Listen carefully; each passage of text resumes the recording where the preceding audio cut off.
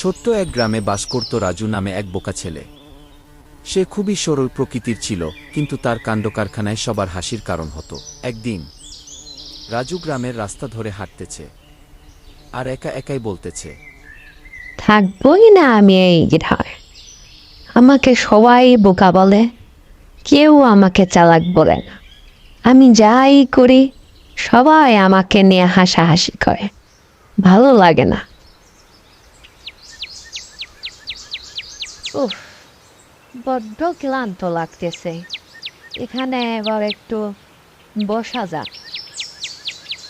যেই ভাবা সেই কাজ। শরীর ক্লান্ত লাগার কারণে রাজু একটি গাছের নিচে বসল আর ঘুমিয়ে গেল। ওই জঙ্গলের বসবাস করত জাদুর ডাইনি। একটু দূরে বসে ডাইনিটি রাজুকে দেখতেছিল আর বলতেছিল, হাও মাও খাও, আমার জঙ্গলে কত সুন্দর মানুষের গন্ধ পাও, বাচ্চা বাচ্চা কচি মাংসের গন্ধ পাও। অনেক দিন পরে খাবো আমি মানুষের মাংস রে। হাও মাও খাও, সুন্দর মানুষের গন্ধ পাও। এই বলতে বলতে ডাইনিটি রাজুর কাছে আসলো আর বলল, কি রে মানুষের বাচ্চা, আমার জঙ্গলে কি করিস? তোকে দেখে আমার জিভে জল এসেছে, খাবো তোকে আমি মজা করে।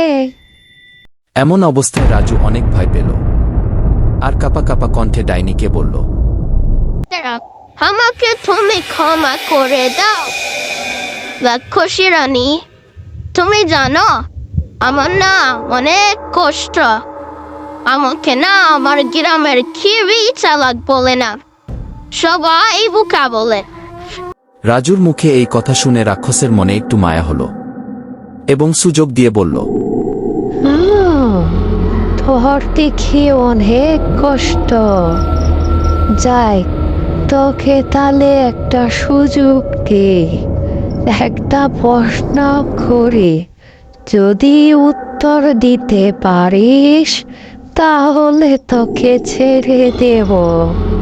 বল দেখি, আসমান বড় না জমিন বড়? বোকা রাজু ডাইনির প্রশ্ন শুনে অনেক খুশি হলো আর সে বলে উঠল, কেন ডাইনি বুড়ি, তুমি জানো না আসমানই তো বড়, সারাক্ষণ আসমানে ঘুরে বেড়াও, তাও তুমি এটা জানো না? কি ঠিক বলছি তো?